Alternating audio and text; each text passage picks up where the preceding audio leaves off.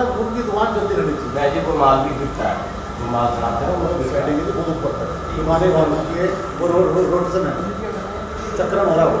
देखो बहुत अज्ञानी ने अपने बारे में ना ये समाज के बारे में जो कुरीतियाँ हैं उसके बारे में बहुत कुछ समझाया उन्होंने। आप यहाँ पता ना ये गली गली मोहल्ले मोहल्ले सुनारी बात है। आप 10 बार जाओगे तब एक बार ही उनके घंटी बजेगी। इतना शांति होती है आप वाला सर यही चीज़ मैं आपसे फॉलो करता हूँ। अपने आप यहाँ मीटिंग कर रहे होगा ये चीज़ बेटर नहीं है। अगर चालू ऐसे ही रहेगा, ये चालू नहीं है, चालू आवाज़ नहीं आ रही इधर। इसको हम एक सुपर आइडिया कर सकते हैं किसी एक लोकेलिटी के लिए या समाज के लिए। वो जैसे जैसे हेलो हेलो हेलो लोगों की समझ में आता जा रहा है। चार्जिंग हेलो, मेरे को तो जहाँ तक 10 आवाज़ नहीं आ रही उसमें, इसमें नहीं आ रही आवाज़। सभी हमारे मान्यवरों सुनिए सुनिए, थोड़ा एक चर्चा जो हम शुरू करने वाले थे उससे पहले हमारे भी इंट्रोडक्शन करा दें। हमारे मान्यवर कमल कांत जी पंजाब नेशनल बैंक में अधिकारी हैं और जो हमारा भारतीय वाल्मीकि कला मंच है उसका कार्यभार अभी हमने इनके कंधों पर डाला है। अब यही उसको चलाएंगे, ठीक है जी, हमारा जो कला मंच को। और ये बेटी कई बार ये आते हैं तो इनका बोल में आगा हमारे दोस्त हैं ये आपने बोलते वो मोहम्मद अच्छा ये हमारे मैं 35 साल से बैठ के बोल रहा हूँ वो हमारे ऊपर कौन सर अभी सर यहाँ पे जो मौजूद है अभी उन्हीं की चर्चा करौतिया, और ये अभी वीमेन वाल्मीकि आइडल बनी है, विजेता हुई है ना अभी। बहुत बढ़िया, बहुत ज़बरदस्त गायकार है, बहुत बढ़िया गाती है। और अभी हाँ पूरे देश का इसको बनाएंगे बढ़िया, समाज का नाम रोशन। हाँ अभी बहुत बढ़िया गाती है, बहुत सुंदर, मतलब ना हमारे बिल्कुल प्रतिभाएं छुपी पड़ी हैं, अब उनको निकालना बस हमने ऊपर। ठीक है जी बैठिए। और ये हमारे नंद किशोर बौद्ध जी हैं, इनका भी ये जय भीम चैनल है और यूट्यूब चैनल है। हाँ मतलब हाँ ये जो मशीनरी हम जैसे ना उनको उनके भी उस्ताद हैं, दिन रात लगे रहते हैं बहुत काम में। ये क्या है दाढ़ी इतना छोटी करो आ गया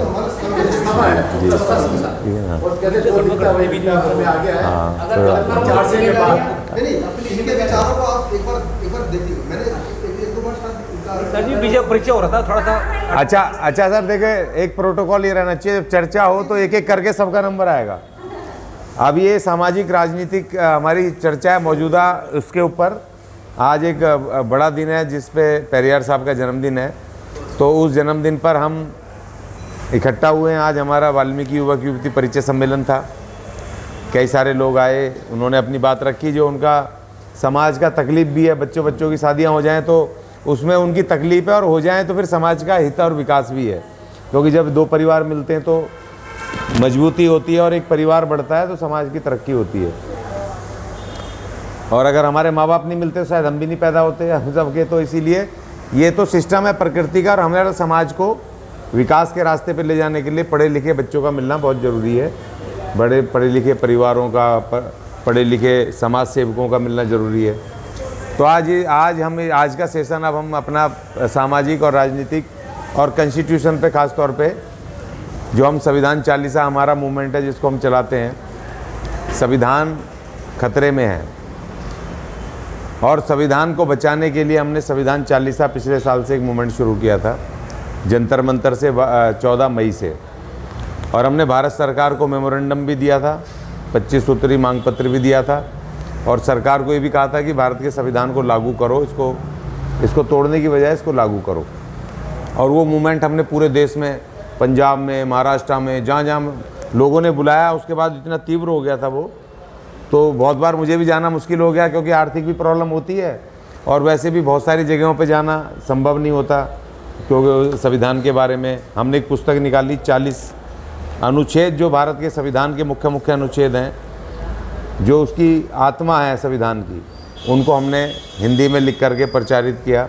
बहुत सारे जो चंदा लेके कुछ बने तो हमने वैसे बांटे, और वह नहीं तो हमने उस पर PDF बना के, तो हमने जितने ग्रुपों में जहाँ जहाँ भेज सकते थे, भाई खुद निकालो, पढ़ लो, और इसको करो, हमने वो पूरा किया। तो अभी जैसे जैसे समय 2024 के चुनाव की तरफ आ रहा है, तो वैसे वैसे ख़ास तौर पे हम SC ST के लोग, और SC ST में भी अनुसूचित जाति, और अनुसूचित जाति में भी हम लोग वाल्मीकि समाज, क्योंकि हमें तो अभी तक संविधान का हमें तो आनंद लिया भी नहीं है। अभी कोशिश ही कर रहे थे हमारे जो हमारे कमलकांत जी और राकेश जी जैसे कुछ लोग निकल कर के वो प्रमोशन की तरफ बढ़ रहे थे, पढ़े लिखे लोग, या सरकारी नौकरियां लेने की तरफ हमारे नौजवान पढ़ लिख के आ रहे थे रिजर्वेशन वगैरह का बेनिफिट लेने। उससे पहले ही उसको सब बेच करके सारा बराबर कर दिया ठेकेदारी पे, कि वो संविधान को तोड़ ताड़ करके कि जो रेलवे, बैंकिंग, जो एयर इंडिया और तमाम और पब्लिक सेक्टर के जो हमारे कारखाने, ऑफिसेज, जो भी चीज़ें थी, वो सब इन्होंने 1992 के साथ बाद बेचना शुरू कर दिया। और सारी सरकारें, किसी की भी सरकार आ रही है, चाहे बीजेपी की आ रही है, चाहे सरकार कांग्रेस की आ रही है, वो तमाम कंटिन्यू प्राइवेटाइजेशन को तो लगातार कंटिन्यूएशन में रखा है। कांग्रेस किसी भी हालात में बीजेपी को निजीकरण के मुद्दे पर नहीं घेर सकती, क्योंकि उनकी सरकार ने भी 10 साल, मनमोहन सिंह की सरकार ने भी खूब प्राइवेटाइज किया, खूब बेचा। ये कोयला खदानों, पता ना कोल घोटाला वगैरह जो बोलते थे, तो क्या था घोटाला? वो जो सरकार की कोयला खदानें थी, जिसका पैसा सरकार के उसमें आता था, एम्प्लॉय सरकारी होते थे, उनको बेनिफिट मिलता था, इन्होंने उनकी बोलियां लगा के प्राइवेट मालिकों को मुंह मांगे रेट पर बेची। जो सरकारी संपत्तियां थी, जो सरकार के उसमें थी, ठीक है ना, इंडस्ट्रीज थी, तो ये तमाम ये जो घोटाले, जितने भी घोटाले हुए, जब आप निजीकरण को, किसी लाला को, किसी को कोई चीज़ दोगे, तो जाहिर सी बात है उसमें करप्शन आएगा और मुनाफाखोरी, दो चीज़ आएंगी। क्योंकि कोई भी मालिक, प्राइवेट मालिक, छोटी दुकान का हो, बड़े कारखाना, बड़ी इंडस्ट्री, वो चाहेगा कि कम से कम मजदूरों से ज़्यादा मुनाफा उसको मिले, कम लागत में ज़्यादा मुनाफा मिले। वो मुनाफाखोरी ढूंढेगा, चाहे उसको क्वालिटी के साथ कंप्रोमाइज़ करना पड़े, चाहे उसको लेबर कम करके, लेबर को सस्ते रेट में रख करके करना पड़े, मुनाफा लेना है उसको। और दूसरी बात, अपना काम लेने के लिए उसको मार्केट में करप्शन, भ्रष्टाचार, क्योंकि उसको जब ठेके लेने हैं, तो ठेके लेने के लिए उसको अंडर टेबल, उसको कि दूसरे को ना मिले मुझे मिल जाए, तो वो भ्रष्टाचार फैलाएगा ही फैलाएगा हर हालत में। तो इस संविधान के, भारत के संविधान को जो तोड़ने की साजिशें लगातार होती रही इस देश में, और उसमें सबसे बड़ी जो साजिश ये सारी सरकारें करती रही कि SC ST के रिजर्वेशन को कैसे ख़त्म करें। वो चाहे कांग्रेस की सरकार हो, उसमें भी मनुवादी थे सारे, लाला बनिए, सारे के सारे वही बामन बनिए, ऊंची जातियों के, उन्होंने भी उसको लगातार, क्योंकि उनको भी इतनी नफरत थी ना। कांग्रेस एक प्रोग्रेसिव नाम से होने से सिर्फ ये नहीं होता है कि आप टुकड़े डाल दोगे, संविधान को आपको लागू करना था, संवैधानिक संस्थाओं को, और उसमें SC ST के लोगों को आपने रिजर्वेशन को जिस तरह डिस्ट्रीब्यूट करना चाहिए था उस तरह भी नहीं किया। कांग्रेस ने एक भारी हमारे साथ छल क्या किया, सबसे भारी छल, कि जो रिजर्वेशन था, रिजर्वेशन को लागू करने, उसका डिस्ट्रीब्यूशन अमंग द डिफरेंट, जो इतनी सारी जो अनुसूचित जाति की जातियां थी, तो उनमें डिस्ट्रीब्यूट करने का उन्होंने कोई मैकेनिज्म नहीं बनाया।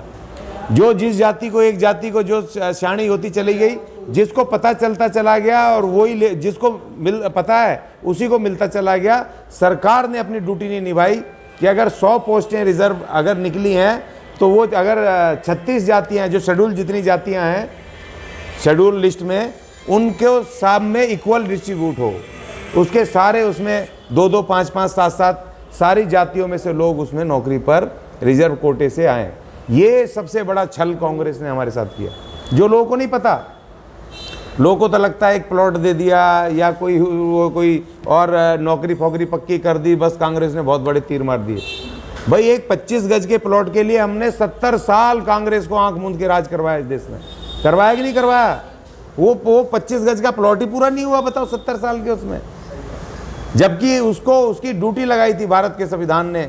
जो भी सरकार आएगी, भारत सरकार, उसकी ड्यूटी होगी कि जो SC ST के जो लोग हैं, जिनको शेड्यूल किया गया है, उन तमाम जातियों को शैक्षणिक, आर्थिक और राजनीतिक रूप से मजबूत करके देश की मुख्य धारा के साथ जोड़ना है। और जो सबसे दूसरा बड़ा छल कांग्रेस ने हमारे साथ किया, वो ये किया कि आर्टिकल 17 लागू नहीं किया। आर्टिकल 17 पता होगा सबको, पता है लोगों को, पता नहीं पता, मैं बता देता हूँ। आर्टिकल 17 में बाबा साहब ने उसी समय लिखा था कि आज से अनटचेबिलिटी ख़त्म की जाती है, अबॉलिशन ऑफ अनटचेबिलिटी, अनटचेबिलिटी मुक्त भारत बाबा साहब ने आर्टिकल 17 में कर दिया था। और उन्होंने लिखा था कि अगर कोई व्यक्ति किसी भी फॉर्म में अपने व्यवहार में, आचार में, आचरण में किसी भी तरह अगर वो अनटचेबिलिटी का इस्तेमाल करता है तो उसको कड़े से कड़े दंड का प्रावधान होगा। तो उस आर्टिकल 17 पे कांग्रेस ने कोई कानून नहीं बनाया। देखिए ये तो बड़ी बात है कि अगर 1989 में अगर विश्वनाथ प्रताप सिंह की सरकार नहीं बनती, जनता दल की सरकार नहीं बनती, तो जो एट्रोसिटी एक्ट है, SC/ST एट्रोसिटी एक्ट, जिसके तहत हम जाके कोई आपको जातिगत गाली दे या कोई जातिगत अपमान करे, जैसे आप नौकरियों पे भी रहते हो तो कोई आपको ऊंची जाति का तंग करता है तो आप जा करके वहाँ पर जो पुलिस में केस दर्ज कराते हो, SC/ST एट्रोसिटी 1989। तो अगर विश्वनाथ प्रताप सिंह की सरकार नहीं आती तो वो एक्ट भी नहीं मिलता हमें। वो ये कांग्रेस की जिम्मेदारी थी ना कि आर्टिकल 17 को सबसे पहले लागू करती, क्योंकि समाज के अंदर आज जो अगर घोर जातिवाद अगर आज फैला हुआ है तो वो आर्टिकल 17 को लागू ना करने का इसका मतलब कि कांग्रेस ने वो चीज़ें लागू करी जो उनके हित में थी, जो उनके फायदे की थी, उसने वो लागू नहीं करी जो लार्ज नंबर ऑफ जो समाज के जो सबसे विक्टिमाइज पीपल थे उनको समाज की मुख्य धारा से जोड़ने के लिए वो काम उसने नहीं किया। और सबसे बड़ी बात ये कि सबसे बड़ा जो पीठ में छुरा घोंपा SC/ST के कांग्रेस की सरकारों ने, वो 1992 में जो नई आर्थिक नीतियाँ आई, कौन सी? निजीकरण की, निजीकरण, ग्लोबलाइजेशन अर्थात भूमंडलीकरण। अब ग्लोबलाइजेशन क्या था? निजीकरण तो पता है कि भाई सरकारी संस्थान बेचेंगे लालाओं को, लेकिन ग्लोबलाइजेशन वो था भूमंडलीकरण कि विदेशी कंपनियां भी उसके मार्फत आकर के उनको इतना ईजीएस्ट कानून कर दिया जो पहले विदेशी कंपनियों को देश में आकर काम करने का, कि वो आएंगे और यहाँ पर अपना बिना मतलब ज़्यादा बिना किसी मतलब सरल कानून रास्ते से आकर के यहाँ की कंपनियों को, संसाधनों को, ज़मीनों को लूट सकते हैं, वो उनको कर सकते हैं। जबकि जब भूमंडलीकरण किया आपने भाई, तो भूमंडलीकरण हम मजदूरों का भी कर देते, क्योंकि हाँ भूमंडलीकरण का मतलब आप ग्लोबलाइज कर रहे हो पूरी दुनिया एक, जैसे भी मोदी जी ने अभी कहा ना, ये उसी का सेकंड रिफॉर्म पार्ट है जो उसने कहा कि एक earth, one family and one future. तो भाई आपकी उस अर्थ वाली पूरी दुनिया वाली जो आपकी परिवार बनने वाला है, उसमें हम कहाँ हैं? इस देश के SC/ST कहाँ हैं? जब तुम्हारा वासुदेव कुटुंबकम बोलते हो आप यहाँ पर इंडिया में कि दुनिया आपका परिवार है, तो भाई तुम तो हम SC/ST को तो अछूत मानते हो, हमें तो मंदिरों में नहीं घुसने देते आज भी। तो हम जब तुम्हारे वसुधैव कुटुंबकम में हमारी जगह नहीं है तो वन अर्थ और वन फैमिली में हमारी जगह कहाँ से होगी साहब? तो जब आपने कांग्रेस ने उस समय जो नारा दिया था भूमंडलीकरण, ग्लोबलाइजेशन, तो ग्लोबलाइजेशन सिर्फ लालाओं को क्यों कहा कि यहाँ के लाला दुनिया में जा करके काम कर सकते हैं और वहाँ के लाला यहाँ आकर के लूट सकते हैं, लेकिन मजदूर नहीं जा सकता। अगर आप ये बोल देते कि भाई जो मजदूर है वो भी किसी भी कंट्री में जा सकता है बिना वीजा के नौकरी करने, आप पासपोर्ट बनाओ और आप अमेरिका में, मैं भी तो करना चाहता हूँ भाई, मैं भी तो 4 पैसे लाना चाहता हूँ, न्यूजीलैंड में, इंग्लैंड में, किसी भी कंट्री में जाके, तो भूमंडलीकरण सिर्फ लालाओं का ही क्यों, मजदूरों का क्यों नहीं? और मजदूरों में भी भाई SC/ST के मजदूरों का क्यों नहीं? तो ये सब जो साजिश ये जो की थी उसने, और देखिए उसी के बाद में बहुत सरल भाषा में बता रहा हूँ, क्योंकि संविधान 40 मेरा हक है कि जिम्मेदारी है कि मैं बताऊं, कोई माने ना माने उसको ना समझे, मेरी जिम्मेदारी नहीं है। मेरा काम है मैं तथ्यों के आधार पे, संविधान के आधार पे समाज को वो मैसेज दूं और दे रहा हूं मैं उसको। उसके बाद दूसरी सरकारें भी आई छोटी छोटी, देवगौड़ा जी जब उसकी गिर गई, चंद्रशेखर साहब की, गुजराल साहब, लेकिन उसके बाद बड़ी बात हुई, परिवर्तन हुआ, फिर अटल बिहारी वाजपेयी सरकार आनी शुरू हो गई। 13 दिन, 13 महीने और 4.5 साल, वो 2002 तक सरकार चली। 97 से शुरू होता ना, 2002 तक वो सरकार चली। और मजे की बात यह कि जो बीजेपी कांग्रेस के ऊपर हमलावर रहती है, इसकी नीतियां ठीक नहीं है, बेरोजगारी फैला दी, फलाना कर दिया, ढिकड़ा कर दिया, मगर जब वो सरकार में आई तो अटल बिहारी वाजपेयी साहब ने उन्हीं नीतियों को आगे बढ़ाया, और अटल बिहारी वाजपेयी साहब ने एक कदम कांग्रेस से और आगे बढ़ा दिया कि वो जो उन्होंने तो देश बेचने की नीति बनाई थी, मगर मंत्रालय नहीं बनाया था। अटल बिहारी वाजपेयी सरकार ने, अर्थात बीजेपी की उस समय की एनडीए सरकार ने, एक कदम और आगे बढ़ करके पहली बार इस देश के अंदर डिसइन्वेस्टमेंट मंत्रालय मिनिस्ट्री का गठन हुआ। मतलब इस देश को बेचने का मंत्रालय बीजेपी की सरकार ने बनाया। इन देशभक्तों की, राष्ट्रभक्तों की सरकार ने देश को बेचने का मंत्रालय, और जिसके मंत्री कौन बने? अरुण शौरी साहब। ये मैं ऑन रिकॉर्ड बता रहा हूं आपको सारी चीजें। क्यों सर, आप तो भुक्तभोगी हैं इसके, बैंक सरकारी वाले। तो अरुण शौरी जी उसके मंत्रालय बने, विनिवेश मंत्रालय। मतलब देश को बेचने का मंत्रालय इस देश में। इस देश के जो राष्ट्रभक्त अपने आप को तथाकथित कहते हैं, बीजेपी की सरकार, अटल बिहारी वाजपेयी की सरकार ने इसको बनाया और जम के बेचे। आईटीडीसी के होटल और मुझे आज भी याद है खूब। हम तो जबकि प्राइवेट सेक्टर में थे, लेकिन फिर भी हम आते थे, क्योंकि हमारे पिताजी, हमारे और लोग बहुत सारे सरकारी सेक्टर में रह करके हम यहीं तक जब भी पहुंचे ना, जब हमारे फादर को नौकरी मिली पक्की। एक छोटा क्वार्टर मिला, मगर गांव की जलालत से वो लिया है अपने बड़े परिवार को। यहाँ पर छोटे से क्वार्टर में रह के पढ़ लिए, इज्जत से आज हम बोल रहे हैं, शिक्षा प्राप्त कर ली उस नौकरी की वजह से, एक छोटी नौकरी की वजह से। तो सरकारी नौकरी जब जा रही है तो हम भी कूद पड़े मैदान में। हम भी आए दिन जंतर मंतर पे कहीं कहीं इस डिसइन्वेस्टमेंट के खिलाफ, निजीकरण के खिलाफ हम मैदान में कूदते थे। और उसी के बाद जब 92 के बाद जब वो हुआ, तो उन्होंने निजीकरण के बाद जिनके 3-3 साल रह गए थे साहब, 4 साल, 3 साल, 5 साल रह गए थे, फोर्सफुली उनको वीआरएस दी। फोर्सफुली, वीआरएस का मतलब होता है कि वॉलंटरी रिटायरमेंट, लेकिन वो अपनी मर्जी से होता है, स्वयं से। लेकिन वो उन्होंने कंपलसरी दिया था, उनको वीआरसी सीआरसी होना चाहिए था कि भैया आपको लेनी है। उनको 3-3 साल की नौकरी, कुछ पैसे दिए और चलो भाई निकल लो। तो उनको, हाँ, जिनके बच्चे कहीं पढ़ रहे थे, 3 साल और पढ़ते, उसकी नौकरी थी। क्योंकि जब नौकरी में आपको 10,000 भी मिलेंगे ना, तो आप अपना परिवार पाल लेते हो। मगर कोई इकट्ठा आपको 2 लाख रुपए दे दे, तो आप उसको 2 महीने भी नहीं खा, उसको बर्बाद कर दोगे। तो वो जो रेगुलर पैसा मिल रहा था, और एक नई दिल्ली में रहने का या शहरों में रहने की जगह थी क्वार्टर के मार्फत, तो वो एकदम से नौकरी जाने से पैसे तो मिल गए कुछ, लेकिन वो फिर वो आपकी सुविधा, पढ़ाई लिखाई, वो सब खत्म हो गई। तो ऐसे बहुत सारे, देखिए ये साजिश है। साजिश में बता रहा हूँ कि ये जो सरकारें चलती हैं, नीतियों पे चलती हैं। आपको दिखाएंगे मंदिर, राम मंदिर, मस्जिद, फलाना ढिकड़ा, भगवान, ये आपको दिखाएंगे, हिंदू मुस्लिम, ये दिखाएंगे। मगर ये अंदर खाते उन्हीं नीतियों पे चल रहे हैं जो एक बार सेट हुई नीतियाँ हैं।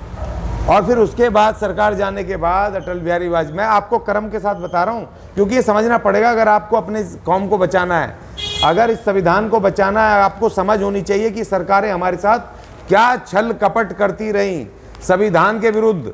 हमें तुम्हारा 25 गज का प्लॉट नहीं चाहिए था भाई। इस संविधान ने कहा था इनको इतना बेहतर लिविंग स्टैंडर्ड दो, इनको 500-500 गज के प्लॉट क्यों नहीं दिए हमें? क्यों नहीं दिया हमें बेहतर नौकरी? हमें इस देश के व्यवसाय में क्यों नहीं हिस्सेदारी दी कांग्रेस ने? इस देश की धरती और जमीन में, धन में हमें हिस्सेदारी क्यों नहीं दी? हमारे लिए बेहतर स्पेशल जो आर्टिकल 29 में लिखा है बाबा साहब ने कि हमारे लिए, जो उनको पता था, उन्होंने कहा जो ये अनटचेबल्स है, अर्थात गरीब हैं, ये छोटे छोटे घरों में 10-10, 20-20, उस समय तो परिवार बड़े होते थे ना, एक उसमें रहते हैं, तो ये बच्चा पढ़ नहीं पाएगा। इनके लिए आपको वो हॉस्टल युक्त एजुकेशनल आपको इस्टेब्लिशमेंट देने चाहिए, जिससे कि ईजीएस्ट पढ़ सकें। क्योंकि जब वो हॉस्टल में रहेगा तो बच्चा पढ़ेगा। अब घर में कहीं भाई रो रहा है, कहीं बहन रो रही है, कहीं माँ रो रहा है, इलाके में क्या होता है, कोई डेक बजा रहा है, कोई हल्ला मच रहा है, लेकिन बच्चा जब हॉस्टल में रहेगा तो वो ईजीएस्ट तरीके से पढ़ेगा। लाइब्रेरीज होंगी, वहाँ पर सारे ट्यूशन होंगे, माहौल वैसा होगा शिक्षा का, तो वो सफल हो पाएगा। तो बाबा साहब ने इनको कहा, इन्होंने एक भी चीज़ वो नहीं करी। और दूसरी बात, उसके बाद फिर आई कौन? मनमोहन सिंह सरकार। 2003 में डॉक्टर मनमोहन सिंह की सरकार, अर्थात कांग्रेस की फुल फ्लैश, और उस समय सोनिया गांधी जी के नेतृत्व में, और वो सरकार ने 10 साल रूल करा ना जी, 2014 तक, दूसरे टर्म को लगा के 2014 तक उन्होंने फुल फ्लैश करा। और उस सरकार ने भी उन्हीं नीतियों को आगे बढ़ाया जो 92 की नीतियां थी, और उसी से कोयला खदान बेची, दूसरे बेचे, ये तारापुर जो ये खड़े हैं, ये संयंत्र, परमाणु संयंत्र, न्यूक्लियर पावर प्लांट, ये सब मतलब दुनिया भर का उन्होंने भी वही काम किया। अब उसके बाद आए थे नरेंद्र मोदी साहब। अब नरेंद्र मोदी साहब ने बड़े डींगे हाँकी हों, मगर वो नीतियां कौन सी चला रहे हैं? वही चला रहे हैं 1992 की चला रहे हैं, निजीकरण की नीतियां। भाई ये भी तो बेच रहे हैं ना। लेकिन इस खरीदने में, बेचने में जो सबसे ज़्यादा नुकसान किसका हुआ? हमारा, और ख़ास तौर पे हमारा, जिसको हम वाल्मीकि समाज कहते हैं, अनुसूचित जाति में भी। क्योंकि इस देश के जितने भी सरकारी संस्थान थे, उन सारे सरकारी संस्थानों में एक तो सफाई की कामगार की पक्की नौकरी वो हमारी थी। हमारे लोग अगर सफाई कामगार अगर भर्ती नहीं होते तो शायद हम यहाँ पढ़ लिख करके बैठे नहीं होते, क्योंकि एक सरकारी नौकरी में एक तो ये होता है कि जॉब सिक्योरिटी कि 58 साल तक किसी को नौकरी से नहीं हटाया जाएगा। दूसरा होता है कि आपको एक क्वार्टर मिल जाता है, आप अपनी फैमिली को गांव देहातों से ला करके यहाँ पढ़ा लिखा सकते हो, जो वही किया हमारे बुजुर्गों ने, बहादुर हमारे बुजुर्गों ने हम वही काम किया और आज उसी सरकारी नौकरी से हम पढ़ लिख करके यहाँ तक पहुँचे हैं। हमारे बाप दादाओं के पास बिजनेस नहीं थे, आज जो हमारे बड़े बड़े अफसर हैं, बड़े बड़े पढ़ लिख करके इधर उधर पहुँचे हुए सारे उसी सफाई की पक्की नौकरी से। और दूसरा वो चली गई, जब लाला के पास चली जाएगी तो लाला तो आपको 50,000 रुपये देने से रहा, और वो तो आपको फिर इतने सारे 8 घंटे काम करवाएगा नहीं, वो तो 14-14 घंटे काम करवाएगा। और फिर जहाँ 5 सफाई कर्मचारी थे वहाँ फिर वो 1 से करवाएगा। और दूसरा सबसे बड़ा नुकसान क्या हुआ कि जब हमारे लोग पढ़ने लिखने की स्थिति में आ गए, 12वीं BA जब करने लगे, जब रिजर्वेशन का बेनिफिट मिलने लगा तो उन्होंने वो बेच ही दिया और रिजर्वेशन ही खत्म। जब लाला के पास चला जाएगा थोड़ी आपको रिजर्वेशन देगा, क्यों जी देगा क्या? तो जब हम इस लायक हुए कि हम रिजर्वेशन ले पाएँ, पक्की नौकरी ले पाएँ और उस रिजर्वेशन का लाभ उठा पाएँ, तब इन्होंने सब बेच बाच के बराबर कर दिया। और जो तीसरा सबसे भारी नुकसान हुआ हमें कि इन्होंने बेचे तो बेचे ही, जो बचे हुए सरकारी जैसे MCD वगैरह जिनको बेच नहीं सकते, ये स्वायत्त संस्थाएं हैं या और बहुत सारे हॉस्पिटल्स हैं, कुछ स्कूल्स हैं, कुछ या आपका बहुत सारी ऐसी संस्थाएं हैं, या जो रेलवे वगैरह इकट्ठी नहीं बिकी, थोड़ा थोड़ा पार्ट में बिकी, तो इन्होंने क्या कर दिया 1990 के बाद इन्होंने वहाँ परमानेंट भर्ती बंद कर दी बिल्कुल। और जो 7वां वेतन आयोग आया था उसमें तो पूरी तरह 4th क्लास की जो नौकरियां थी पूरी तरह अबॉलिश कर दी पूरी तरह। और वो चलो अबॉलिश कर दी तो कर दी, उसकी जगह वो जो उनको भरना था आउटसोर्स कर करके जो प्राइवेट कॉन्ट्रैक्टर लाके ठेकेदार जो बिठा दिया, जो अब खून चूस रहा है। और आपको पता है ठेकेदार क्या कर रहा है? हर 6 महीने में ठेका बदल रहे हैं और जो लगे हुए हैं उनसे 20-20, 30-30 हज़ार रुपये एक तो घूस ले रहे हैं, और दूसरा ये कि जब मर्जी निकाल देते हैं। और तीसरी सबसे बड़ी बात, जो तनख्वाह बैंक में देते हैं, बैंक में देते हैं, उनके ATM कार्ड अपने पास रखते हैं, हर महीने जब तनख्वाह आती है पूरी तो ATM से निकाल करके 3-4 हज़ार उसमें से भी कम करके तब उसको कैश देते हैं, क्योंकि सरकारी रिकॉर्ड में तो पूरी आ गई बैंक में कि भैया पूरी दी है, मगर वो ATM से निकाल करके और वो पैसे 5-6 हज़ार काट के उसको 8 हज़ार 7 हज़ार इसी तरह वेतन दे रहा है। तो हम जहाँ थे वहीं पहुँचते जा रहे हैं वापस।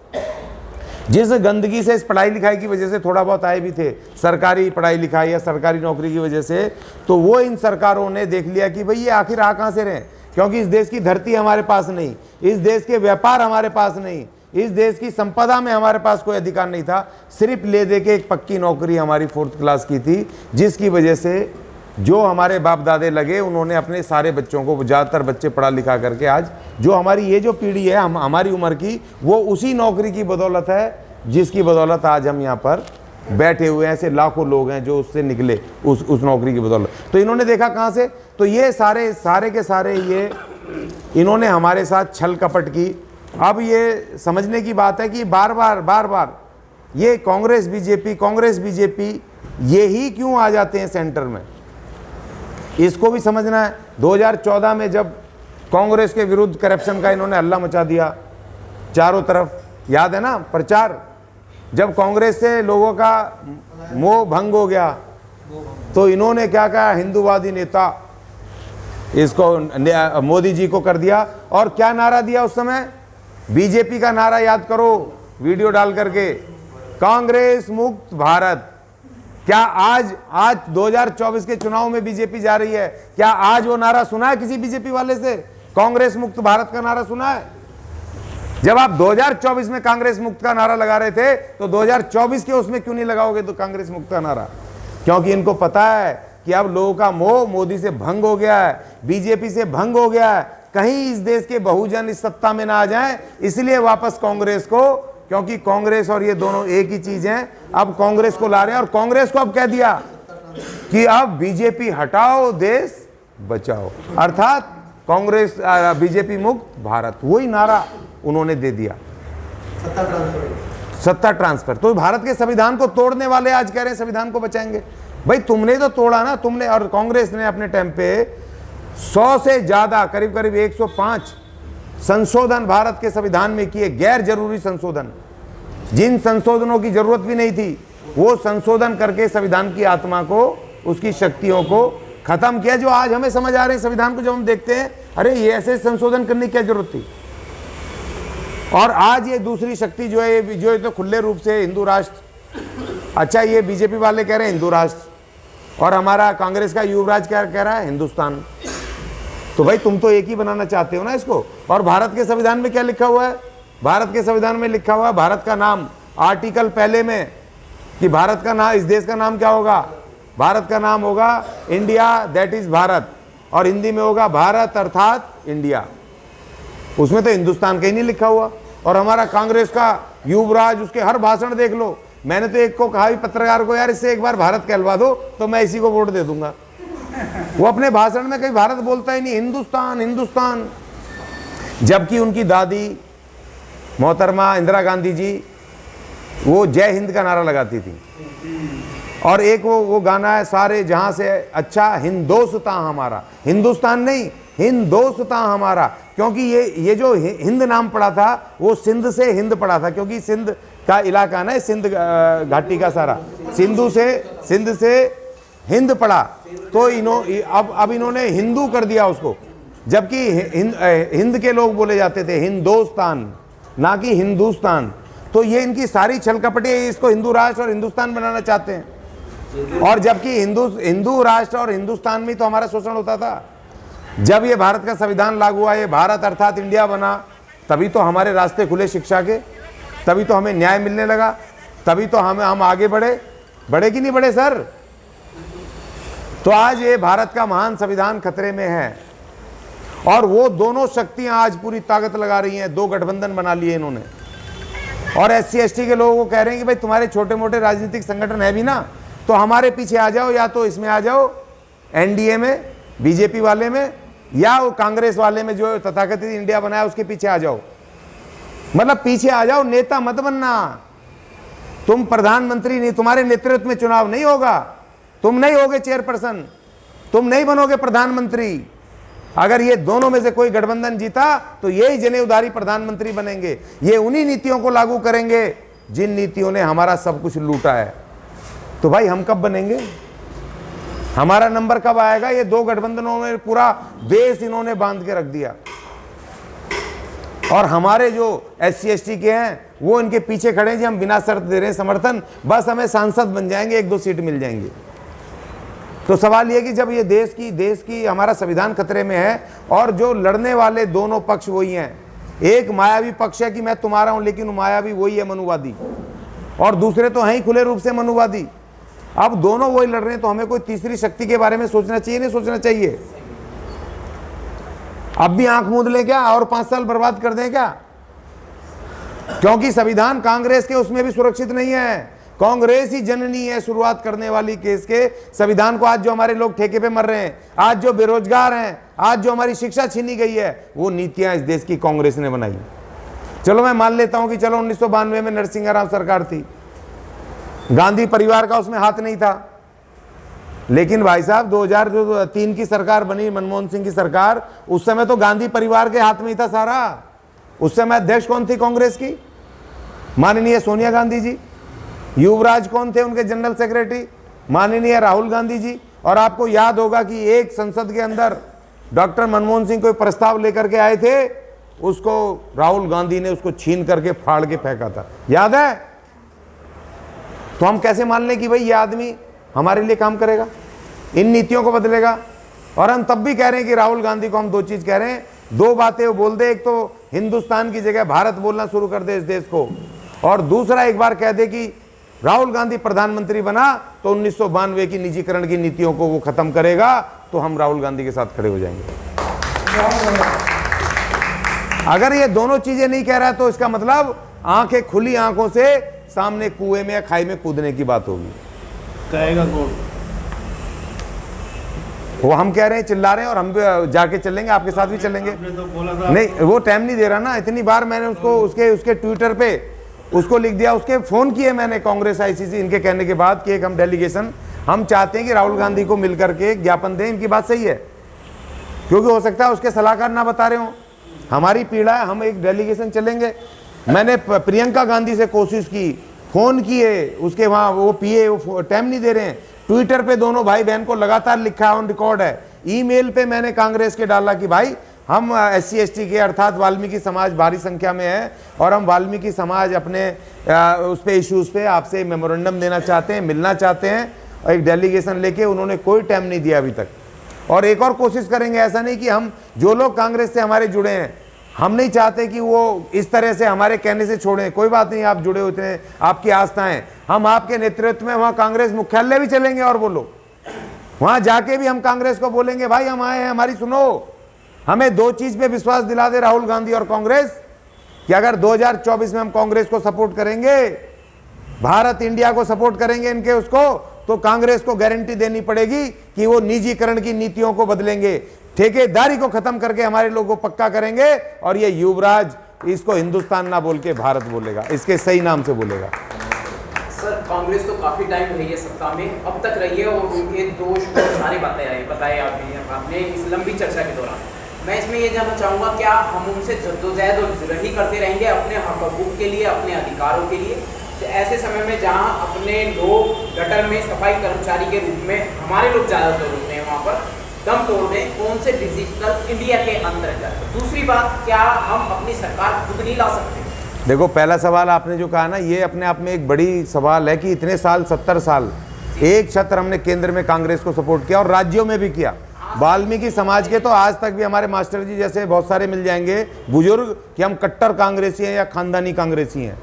लेकिन आज ये सवाल आपका दुरुस्त है कि 2024 आने वाला है, उसके बावजूद भी कांग्रेस के इतने लंबे शासनकाल के बाद सिर्फ इस देश का 2.5% वाल्मीकि समाज वो आज तक सफाई के काम में क्यों जुटा हुआ है? भाई 70 साल तुम्हें राज दिया, आज तक हमें तुमने इस काम से क्यों नहीं निकाला? ये सवाल बनता है। और डिजिटल इंडिया में तो हमारा कोई वही देखो, जब इन्होंने देखिए 1992 में इन्होंने दो क्या काम करे, एक तो सरकारी नौकरियां खत्म करी, दूसरा सरकारी शिक्षा भी खत्म करनी शुरू करी। गवर्नमेंट शिक्षा खत्म होने से और प्राइवेट शिक्षा आने से हमारे मेजोरिटी जो लोग थे, एक तो ठेके पे चले गए, उनकी आय कम हो गई, और दूसरी बात प्राइवेट स्कूलों में 500 रुपये उस समय बहुत होते थे, जब मिनिमम वेजेस 500 रुपये था दिल्ली सरकार का ठेकेदारी का, 495 रुपये कुछ था उससे 1990-92 का दिल्ली सरकार का जब ठेकेदारी आई थी 92 में, उस समय मिनिमम वेजेस था 500, 600, 700 रुपये, वो सारे 740 कुछ रुपये था। हमारे समाज के लोग जाते हैं, मतलब उनके लिए बात कर रहे हैं कि उसके लिए आपके क्या विचार हैं? इसके लिए यानी कि जिम्मेवार कौन है? नहीं, एक मिनट, सरकार जिम्मेदार है। सरकार जिम्मेवार कैसे? मैं बता रहा हूँ, सरकार की तो ड्यूटी है ना। अब मेरे पास थोड़ी कोई संसाधन है या एक भूखा आदमी, देखिए जो 950 का जी बेसिक स्केल हुआ करता था, जी 740 प्लस 950 जी 740 प्लस 200 950 रुपए का पहला स्केल हुआ करता था 4th क्लास में। 750 750 240 का ये ग्रेड फिक्स था। ठीक है। अब बिल्कुल, तो अब उसकी जो उसकी परमानेंट वो 1800 के आसपास बैठती थी। अब 1800 के आसपास वो अपनी 4 बच्चों की फैमिली को पढ़ाता भी था और उसमें वो रहता भी था, और बावजूद उस 1850 के वो एक अच्छे से तरीके से अपनी फैमिली को गुजर बसर कर सकता था। लेकिन आज की परिस्थितियाँ बिल्कुल विपरीत है, बिल्कुल विपरीत। इसलिए अगर किसी आदमी जिनके पास परमानेंट जॉब है, जो पुराने टाइम से अब लगे हुए हैं और जो रिटायरमेंट की थे कगार पर खड़े हुए हैं, उनकी जो अब जो आय है वो लगभग 50,000 रुपये के आसपास नहीं होगी, लेकिन वो आज अपने 2 बच्चों को सही ढंग से एजुकेशन नहीं दे पा रहे। उनके खाने पीने या उनका एक लिविंग स्टैंडर्ड जो है वो बेहतर आज भी नहीं है बिल्कुल। तो अब वो आधार पूरी तरह से चेंज इसलिए कर दिया गया कि जो लोग ऊपरी सतह पर जो बड़े लोग बैठे हुए थे, आज उनकी सैलरी 1.5 लाख से 2 लाख रुपए के आसपास है। मतलब आज की डेट के अंदर ये जो डिफरेंस है जो शुरू से चलता आया वो आज भी डिफरेंस कायम ही है। उनका अगर कोई सीनियर क्लर्क भी है तो वो भी 1 लाख रुपए से ऊपर सैलरी पा रहा है, और हमारे यहाँ पर जिसको 2012 के अंदर पहला प्रमोशन होना चाहिए था, सर इसको जरूर नोट कीजिएगा प्लीज़, हमारा जो रिजर्वेशन क्राइटेरिया बैंकिंग क्षेत्र में स्पेशली बता रहा हूँ, वो 2012 में आखिरी बार किसी को दिया गया। शायद उसके बाद में रिजर्वेशन प्रमोशन जो ना वो शायद मेरे को लगता नहीं कि किसी को मिलता हो या दूसरे डिपार्टमेंट में मिलता हो, मुझे नॉलेज नहीं है, लेकिन वो पूरी चीज़ें ख़त्म कर दी जी। अब वो डिफरेंस बढ़ता चला गया और इनकी प्रमोशन का ग्रेड कम होता चला गया। तो ये डिफरेंस कभी भी अब नहीं, देखिए उन्होंने उसके लिए ठेकेदारी लिया है ना, और महंगाई बढ़ा दी भयंकर। एक तो आपको पैसे पहले ही कम मिल रहे हैं, 8,000, 10,000, 12,000 मिल रहे हैं। दूसरा वो आपने आज खाने से लेकर के, नमक से लेकर के हर चीज़ पर इतना महंगा कर दिया कि आप पे पैसे बचने नहीं देंगे वो किसी हालत में। तो आप बच्चों को पढ़ाओगे कैसे? किसी हालत में नहीं पढ़ा सकते। उस समय आपका एक वेजिस था, थोड़ी महंगाई भी कम थी, और दूसरी बात जो हॉस्पिटल से लेके, हेल्थ केयर से लेकर के एजुकेशन टोटल 90% गवर्नमेंट थी। तो उसमें आपको हेल्थ केयर में और आपको एजुकेशन में पैसा नहीं खर्च करना पड़ता था। आज क्या है कि आज हेल्थ केयर और एजुकेशन दोनों प्राइवेट कॉमर्शलाइज हो चुके हैं, ठीक है ना। आपको उनमें पैसा देना है, आप प्राइवेट डॉग MBBS के पास चले जाओ, वो भी 200-300 रुपये आपसे ले लेता है। और आजकल लोग, इन्होंने एक चीज़ और करी, इन्होंने मनुवादियों ने सरकारी सेक्टर को बदनाम किया, और बदनाम करके इन्होंने कहा कि भाई ये काम नहीं करते सरकारी कर्मचारी, तो और एजुकेशन को, अरे ये सरकारी स्कूल, ये तो झुग्गी झोंपड़ी वालों के, तो हम जैसा भी कुछ थोड़े बहुत पैसे कमाने लगा वो भी प्राइवेट में जाने लगा। अरे झुग्गी झोंपड़ियों से दूर उन्होंने उस तरीके से प्लानिंग की कि। और दूसरी बात जो मास्टर जी ने कहा, देखो इस बात में दोबारा आऊँगा, बहुत ज़रूरी है। लोग कहते हैं कि भाई ये सफाई का काम खुद करते हैं और इनको छोड़ना चाहिए। भाई छोड़ के करेंगे क्या? इन सरकारों ने क्या हमें खेती की ज़मीन दी है? हमें इन्होंने व्यापार है क्या? हमें इन्होंने कोई व्यापार खुलवाए क्या? दूसरी बात मैं बताता हूँ, भारत के संविधान ने, बाबा साहब ने इस देश की सरकारों की जिम्मेदारी लगाई थी कि ये जो कमज़ोर पक्ष हैं, जिनके पास कुछ नहीं है, सदियों से गंदा पेशा कर रहे हैं, इनको आपने शैक्षणिक आर्थिक रूप से मजबूत करना। वो कैसे? एक तो एजुकेशन देनी है कंपलसरी, सरकार की ड्यूटी थी कि घर से निकाल करके ला के हमें एजुकेशन दो। और दूसरी बात, सरकार की ड्यूटी थी कि हमें घर ला करके, उन्होंने जो बाबा साहब ने एक special component, SC/ST special component का जो प्लान, हर साल आपको पता बजट आता है हज़ारों करोड़ रुपया, जो एनुअल बजट में वो प्रावधान होता है कि जो SC/ST के लोगों को, बेरोजगारों को, इनको छोटे छोटे व्यापार, स्वरोजगार ये खुलवा करके, इनको स्किल्ड करके, और इनको लोन दे करके, इनके महिलाओं को लोन दे करके इनको हर तरीके से मजबूत करे, और सरकार घर आके दे। सरकार की ड्यूटी थी कि सरकार तुम जाओगे इनके घर और तुम इनके इलाकों में स्किल डेवलपमेंट सेंटर खोलोगे। जो अनपढ़ हैं, किसी को इलेक्ट्रीशियन बनाओ, किसी को प्लम्बर बनाओ, किसी को ड्राइवर बनाओ, किसी को राजमिस्त्री बनाओ, किसी को कुछ बनाओ, इनको बना करके इन पेशों से निकालो। और जो कोई सिलाई कढ़ाई का कोई महिला काम जानती है, कोई छोटे मोटे काम जानती है, उनको 50-50 हज़ार, 1-1 लाख रुपए दे करके उनके छोटे छोटे काम खुलवाओ, जिससे कि उनकी आमदनी बढ़े और समाज की मुख्य धारा से जुड़े। आज इन्होंने वो जो पक्की नौकरी छीन के ठेके पे कर दिया, और हमारे पास 1 रुपया नहीं। और दूसरी बात ये घोर जातिवाद, मैं कहता हूं बड़े बड़े खलीफा कहते हैं काम छोड़ करके काम क्यों, कोई काम खोल लो, खोल के बताओ, कोई आपके उससे खरीदेगा नहीं। ये प्रचार कर देते हैं कि ये फलानी जाति का आदमी है। हमारे कौन खरीदेगा? हमारे केले को सब्जी भी नहीं कोई खरीदेगा। कहना बहुत आसान होता कि ये दुनिया कर रही है, ये नहीं करते। अरे भाई दुनिया में और हम में फर्क है। हम इस देश के सबसे, हमारे जातिगत, हमारी असली दुश्मनी तो इनकी हमसे है। तो इन्होंने, इन मनुवादियों ने, इनको हम सत्ता देते रहे, इन्होंने हमें आगे नहीं बढ़ने दिया। हमारे देखिए, सफाई कर्मचारियों को सफाई के काम से निकालने करके दूसरे काम करने के लिए, और उनको स्किल्ड करने के लिए, पुनर्वासित करने के लिए, घर देने के लिए भारत सरकार ने संविधान अनुसार एक बनाया राष्ट्रीय सफाई कर्मचारी वित्त विकास निगम। मगर वो निगम एक कोने में उखला के कोने में बना दिया। एक आदमी को, एक सफाई कर्मचारी को स्किल्ड करके उनको वो नहीं देते पैसे। 1 रुपए से लेके 55 लाख रुपए तक का लोन का प्रावधान है। और यहाँ तक है कि जो लोग गटर में काम करते हैं, MCDO में और गटर में, उनको गाड़ी दी जाए 55 लाख रुपए की, जिससे कि और सरकार उसको ठेके पे लगाए, 80-90 हज़ार रुपये उसको दे, जिससे उसे ड्राइवर का उसका खर्चा निकले और 50-60 हज़ार उसके घर बचे। सरकार दे। बताओ कितनों को दिया सरकार ने? ये तमाम पॉलिसीज कौन लागू करेगा? सरकार करेगी या मैं जबरदस्ती जाके छीन लूं, ला मुझे दे दे? हमारे लोग के रोटी नहीं है, लाले पड़े। जातिवाद घोर घोर भरा हुआ है। देखो, जिसको कुछ मिल जाता है ना, वह उसको लगता है कि बड़ा आसान है। मैं उससे निकल गया, आगे बढ़ गया, 4 पैसे आ गए, या मैं मजबूत हो गया, तो मुझे लगता है यार मेरी तरह ये 9,000 है, मुझे तो कहीं तुक्का फिट हो गया, कहीं मिल गई नौकरी। मगर जिनको नहीं मिली, जिनके पास नहीं है, उनका क्या? जो इतना भयानक जाति, किसी गांव, आज भी गांव गांव में चले जाओ सर, दिल्ली में बैठ के आसान होता है, मैं गया था प्रचार करने, हमने एक कैंडिडेट लड़ाया था 2022 में यूपी में। हस्तिनापुर दिल्ली से 100 किलोमीटर है, ये हस्तिनापुर बिल्कुल शहर है, वहाँ के गांव हैं भाई साहब। आज भी गांव में जातियों के नाम पे मोहल्ले हैं, आज भी कहते हैं फलानी जाति का मोहल्ला, वो फलानी जाति का मोहल्ला। इस कांग्रेस ने इतना धोखा किया है। आज भी इस देश के गांव में जाति से मोहल्ले क्यों हैं? क्यों नहीं खत्म किया इसने? क्यों नहीं पॉलिसी बनाई? क्यों नहीं कार्यक्रम चलाए? क्यों नहीं योजनाएं बनाई? क्यों नहीं कानून बनाए?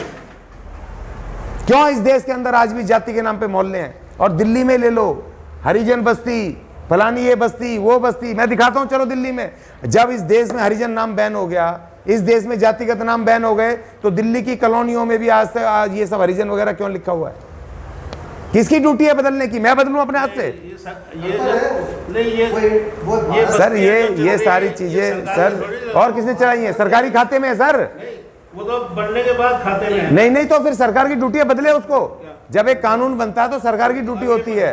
पंचकुला में है, ये एनडीएमसी की कॉलोनी है, लेकिन इन्होंने वाल्मीकि बस्ती लिख दिया। नहीं, वाल्मीकि तो एक रिफाइंड नाम है, वाल्मीकि तो अलग है। अभी भी हाँ,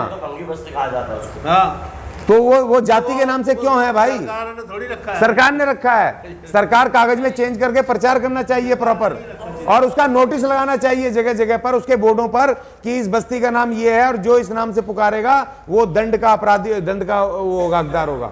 ये नोटिस लगाने चाहिए जगह जगह पर। ये सब सरकार की ड्यूटियां हैं सर। ये सिर्फ एयर कंडीशन कमरों में आनंद लेने के लिए इनको मंत्री संतरी बनाते हैं। अभी अज्ञानी जी कुछ टाइम पहले सन 2012 का एक आदेश था। एक को बोलो प्लीज, एक को ही पूरा। चलो कोई बात नहीं, चर्चा हो रही है ना, आप भी बीच में बोलते रहो। 2012 का एक आदेश था जो यूपी गवर्नमेंट को लागू करना था। वो सन 2012 में वो आदेश लागू नहीं हुआ। वो आदेश अब लागू हुआ क्योंकि सेंटर का अब इलेक्शन चल रहा है, सिलेक्शन का सीजन आ गया है, 2024 का इलेक्शन है। तो अब वहाँ पर क्या चल रहा है, ये एक इस तरह का ड्रामा है कि वहाँ पर किसी की गाड़ी के ऊपर हनुमान जी बने तो उसको मिटा दो, ओम लिखा है तो उसको मिटा दो, गुजर लिखा है तो उसको मिटा दो। वो खाली चुनाव वोट लेने के लिए भी स्टंट है।